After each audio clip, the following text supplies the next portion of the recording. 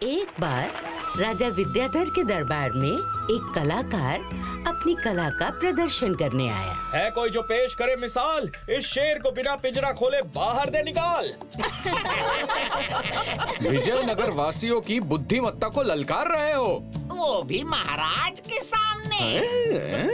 महाराज विद्याधर को अपनी प्रजा और अपनी बुद्धि पर बहुत अभिमान था। मोम के शेर को वो देखते ही पहचान गए।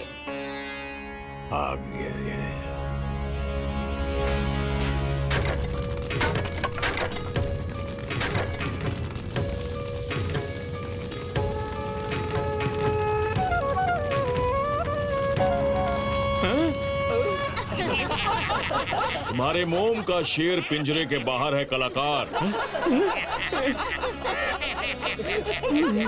ये विजयनगर है, यहाँ तुम अपनी चालाकी से किसी को मूर्ख नहीं बना सकते। अब जनता तय करेगी कि हम तुम्हारे साथ क्या करें। क्यों कलाकार, मिल गया जवाब? जवाब नहीं, इसको तो सजा मिलनी चाहिए, सजा। हाँ, सजा मिलनी चाहिए।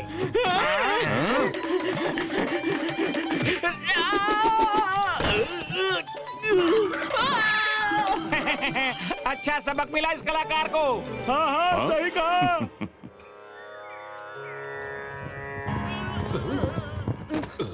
तुम्हारी ये अवस्था किसने की बालक? राजा विद्याधर ने गुरुवर। उन्हें अपनी और अपनी प्रजा की बुद्धिमत्ता पर बहुत घमंड है। किसी कलाकार का ऐसा अपमान कोई राजा करता है क्या? राजा विद्याधर हमारे ही शिष्य हैं, परंतु लगता है उन्हें फिर से सीख देने की आवश्यकता है। उमेश, हरीश, महेश। गुरुजी ने राजा का अहंकार तोड़ने के लिए अपने 3 प्रिय शिष्यों को बुलाया। जो आज्ञा गुरुवर, ऐसा ही होगा।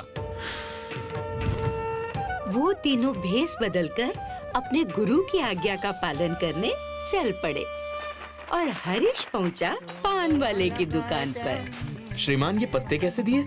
10 सिक्कों के 200, बिल्कुल ताजे हैं। बोलो कितने दूं? ये 10 सिक्के रखो और मुझे अभी सिर्फ 25 पत्ते दो। बाकी 175 पत्ते जब मेरा लड़का चिट्ठी लेकर आएगा उसे दे देना। बढ़िया बढ़िया शॉल ले लो। बोलिए श्रीमान, कौन सी वाली दूं आपको? मुझे तो ये वाली शॉल चाहिए। दुकान की सबसे अच्छी शॉल पसंद की है आपने श्रीमान। पार की है आप, सिर्फ 200 की है।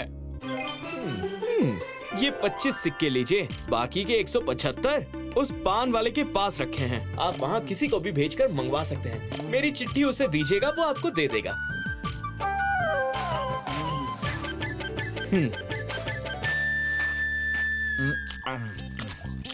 लड़का पान वाले के पास पहुंचा। चिट्ठी देखते ही वो बोला, हाँ हाँ, वो श्रीमान अभी कुछ देर पहले मेरे पास आए थे। मैं भोजन कर लूं, उसके बाद आके ले जाना। मैं गिनकर पूरे 175 रख दूंगा। हाँ। लड़के ने वापस आकर अपने सेठ को बता दिया। पैसे तो मिल ही जाएंगे। ये सोचकर सेठ ने शॉल हरीश को दे दी।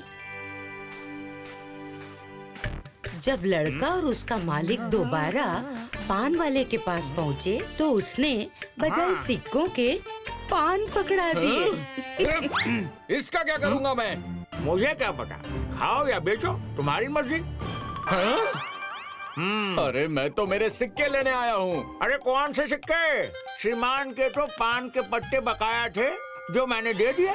दोनों सेठों की बहस में एक तरफ से पान चले तो दूसरी तरफ से सिक्के। बात राजा के दरबार तक पहुंची। राजा उनकी बात सुनते ही जान गए कि किसी ने उन्हें सिर्फ बेवकूफी नहीं बनाया, बल्कि उनकी प्रजा और उनकी बुद्धिमत्ता पर प्रश्न चिन्ह भी लगाया है। उन्होंने तुरंत आदेश दिया, जिसने हमारे व्यापारियों के साथ चालाकी की है उसे बंदी बनाकर तुरंत काल कोठी में डाल दिया जाए। राजा के सैनिक हरीश को ढूंढने लगे। उधर चलो। अब गुरुजी के दूसरे शिष्य मनीष की बारी थी। मनीष जिस दुकान में गया वो कोई ऐसी वैसी दुकान नहीं थी, राजा के कारीगर की दुकान थी। जहाँ उसकी बनाई एक से एक लोहे और लकड़ी की चीजें थी। राज कारीगर है ना आप? मनीष को बड़ा रईस समझकर दुकान वाला उसके पास आया। आइए श्रीमान, आप जैसे लोगों के लिए ही मैंने एक अद्भुत यंत्र बनाया है। कोई चोर अगर हाथ लग जाए तो इसे पहनकर आप बंदी गृह तक ले जा सकते हैं उसे। चोर भाग नहीं पाएगा। ठिठोली करने के लिए मैं ही मिला हूँ।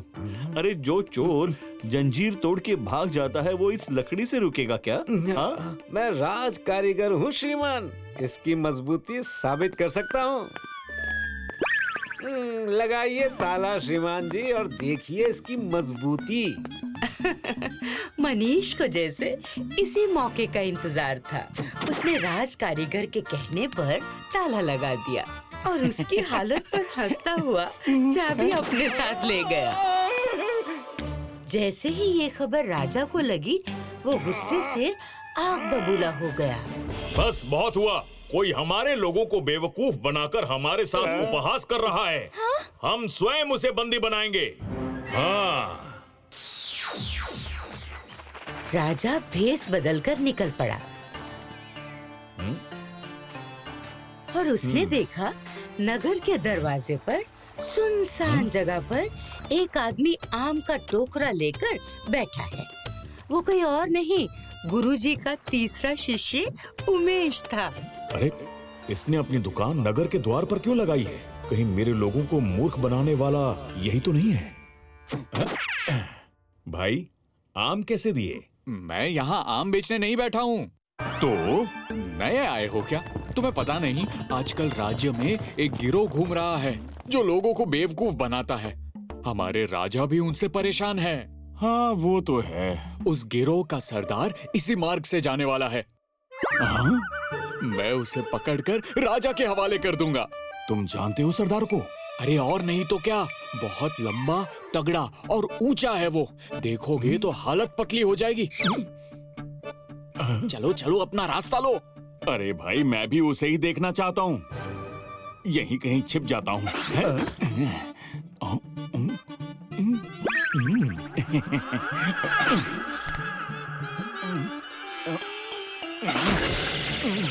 अरे तुम ऐसे ही नाचते रहोगे तो मैं उसे पकड़ नहीं पाऊंगा। तुम एक काम करो, तुम इस आम के बोरे में छुप जाओ और आवाज मत करना। जल्दी करो। राजा उमेश की बातों में आकर बोरे में छुप गया और उमेश ने बोरे को बंद कर दिया। बेचारा राजा थोड़ी देर तक तो चुप रहा, लेकिन जब बहुत देर हो गई तब उसने आवाज लगाई। अरे खोलो, कोई है? खोलो इसे। लेकिन वह कोई सुनने वाला तो था नहीं, सिवाय एक बैल के।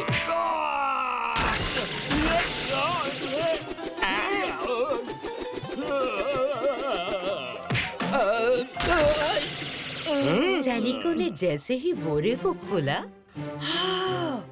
तो देखा उसके अंदर राजा था। सरदार आ गया क्या? अगले दिन दरबार में गुरुजी को अपने शिष्यों और उसी कलाकार के साथ देखकर विद्याधर हैरान हुए।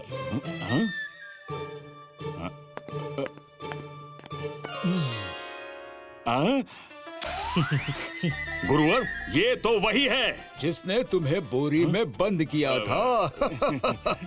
हाँ, ये मेरे शिष्य हैं जिन्होंने तुम्हें और तुम्हारे तीनों व्यापारियों को बेवकूफ बनाया था। और इन्होंने मेरे ही आदेश का पालन किया है। ये सब तुम्हारे अभिमान को तोड़ने के लिए आवश्यक था विद्याधर, ताकि तुम फिर कभी अपने ज्ञान के घमंड में किसी कलाकार का अपमान न करो। मैं समझ गया, मुझे क्षमा करें गुरुवर। विद्याधर को सीख मिली। उसने कलाकार और शिष्यों को उपहार देकर विदा किया। If you like this video, subscribe to our channel Murthy Media.